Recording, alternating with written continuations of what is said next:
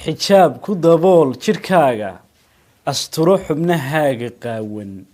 ha tusin ragga xaadda jiifta xirbaha ha iska xiirin dayso ha xidhan dharka reer galbeedka xishoodka ha tuuri fiican ha xaman ruuxnee inaabti u boqo ilkiya xabaasha ibliis xiradii ha aadin xumaan iyo cay ha doonan dhadhaabnaxantaynta jooji ku xasil diintiyo qur'aanka jirkaaga xareed ku joogta xadda dhabankaaga teedsan xubnaha eebbahay ku siiyey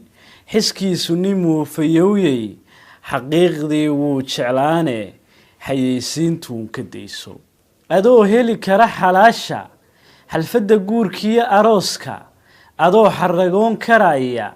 maxaa xaska fiid ku joojay rag baa jira xaasidiin ah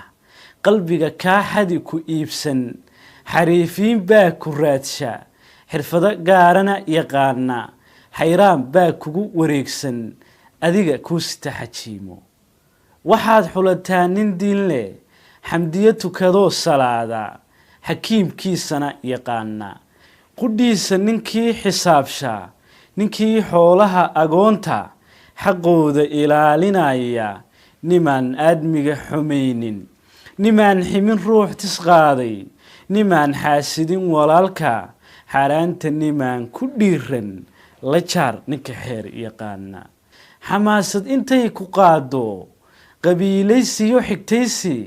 ha raaci nimaan xadlaynba maalkiyo xoolaha adduunku xaqiiqdii way gudhaane ninkii qaadaya xilkaaga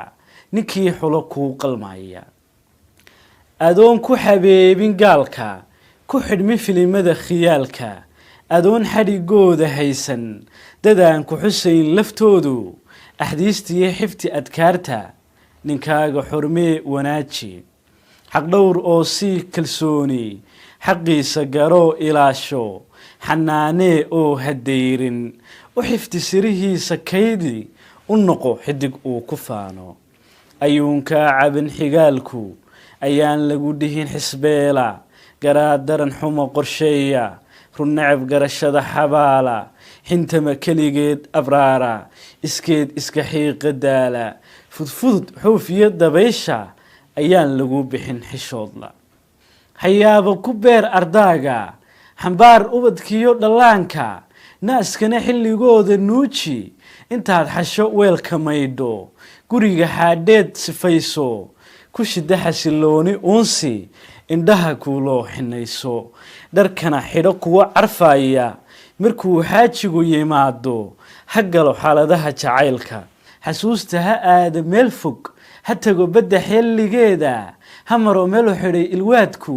ha daawado xidig ifaya xaniid iyo hilib la shiilay ha cuno wuxuu xaax yidhaahdo